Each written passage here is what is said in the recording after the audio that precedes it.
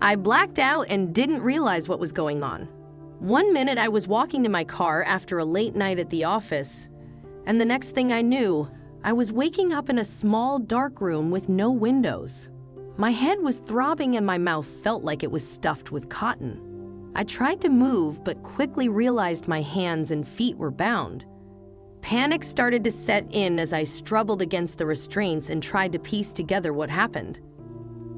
The last thing I remembered was putting my key into the car door before something heavy came down hard on the back of my head. Whoever attacked me must have dragged me here while I was unconscious. But where exactly was here? And why would someone kidnap me?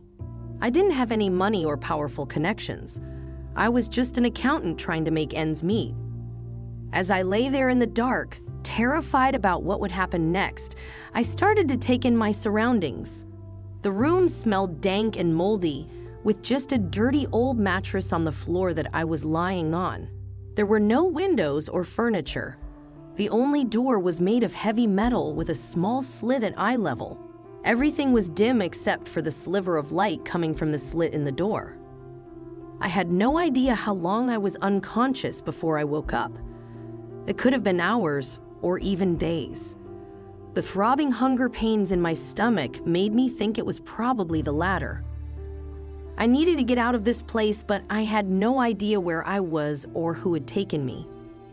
Suddenly, the metal door creaked open. I squinted against the light as a tall, strong-looking man entered the room.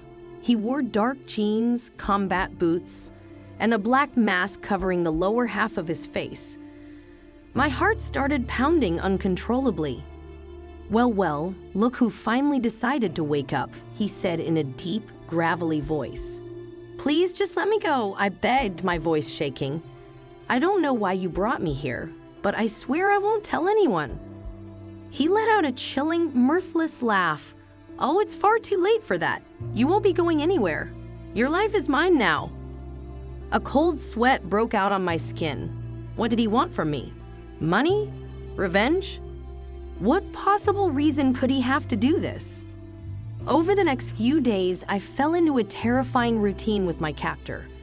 He would come twice a day to untie me so I could eat a meager meal of bread and water. Other than that, I was kept tied up in the dark room with nothing to do but stare at the walls and try not to succumb to terror. My captor refused to tell me his name or why he was keeping me here. He would just mutter things like, "You'll find out soon enough." I didn't have any way to track the passage of time. Each moment blurred into the next until my life became an endless nightmare of fear and isolation. I started to wonder if I would die here in this cold, dark room. One day, instead of the usual food and water, my captor brought me a bag with some clean clothes. "Put this on," he ordered. I changed into the simple black shirt and pants with no idea what was coming next. Anything had to be better than this room. Once I had changed, the man roughly grabbed my arm.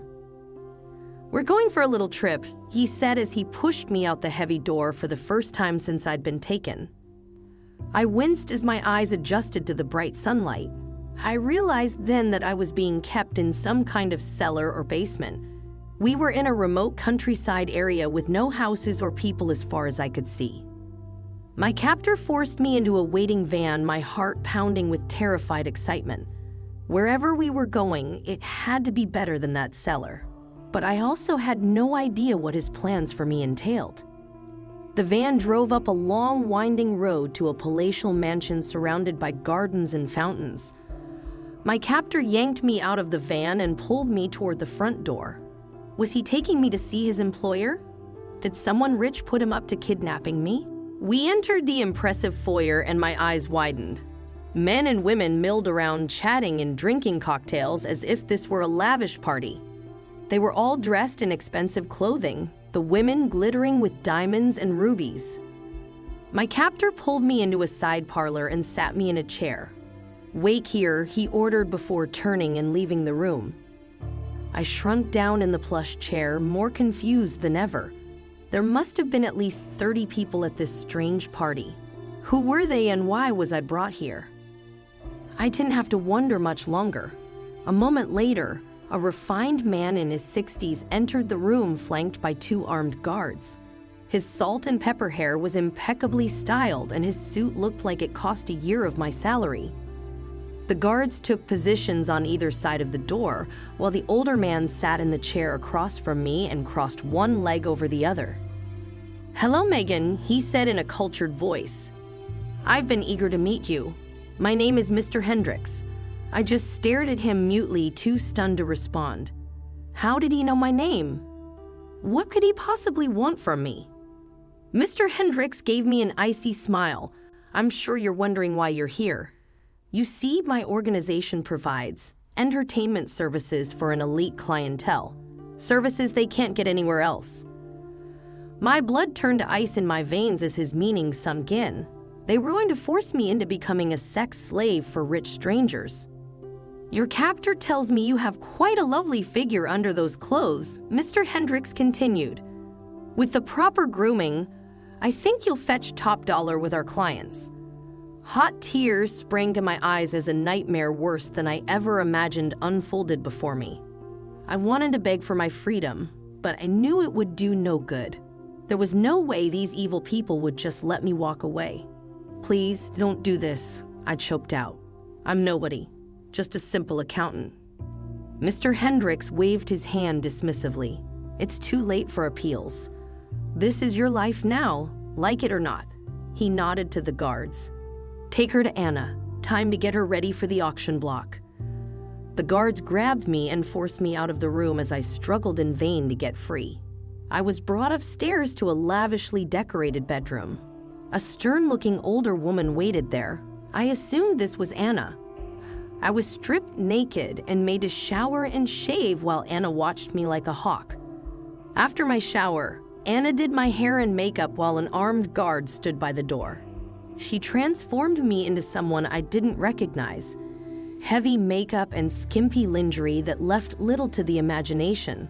I stared at myself in horror. Is this what I had become? Just then, the door banged open and Mr. Hendricks strode in. He looked me over and smiled. "Excellent. You should have the buyers fighting over you." He checked his watch. "The auction will begin shortly. I know a lovely young thing like you will fetch me a good price." I sat there trembling as Anna finished getting me ready. This couldn't be happening. It had to be a nightmare I would wake up from. Too soon, Mr. Hendricks returned and pulled me to my feet. "It's time, my dear." He and the guards escorted me to a stage set up in the lavish ballroom I had passed through earlier. A crowd had gathered, well-dressed men and women holding cocktail glasses. They chatted casually amongst themselves like this was any normal party. Mr. Hendricks led me onto the stage next to a tall microphone stand. The crowd quieted and turned toward us as we entered. "Ladies and gentlemen," Mr. Hendricks announced, "our first item up for bid tonight is this lovely young lady, Megan. Bidding will start at $50,000. "No, please," I cried out, rushing for the stairs. But the guards grabbed me and shoved me back toward Mr. Hendricks. "She seems a bit feisty," one man in the audience called out. A smattering of laughter moved through the crowd.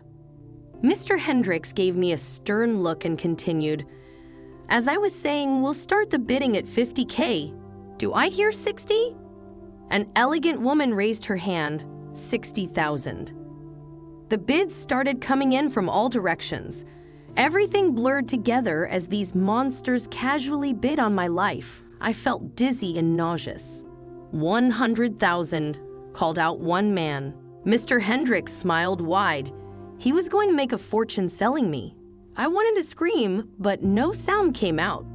150, a woman shouted from the back. Mr. Hendricks could barely contain his glee. 150 going once, going twice. 500,000. A loud voice boomed from the rear of the room. The crowd gasped and turned toward the back.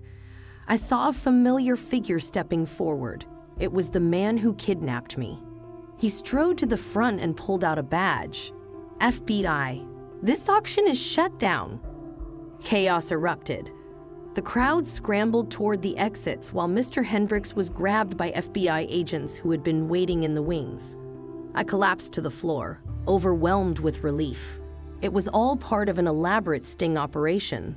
I was safe now. As they led Mr. Hendricks away in handcuffs, one of the agents approached me. "Are you okay, ma'am? We've been tracking this human trafficking ring for months, trying to gather enough evidence to take them down. When you went missing, we got the break we needed." I nodded as tears streamed down my face.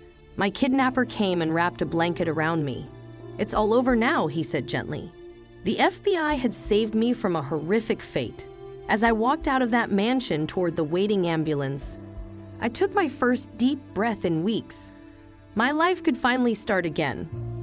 Don't forget to like and subscribe to our channel so you don't miss new videos.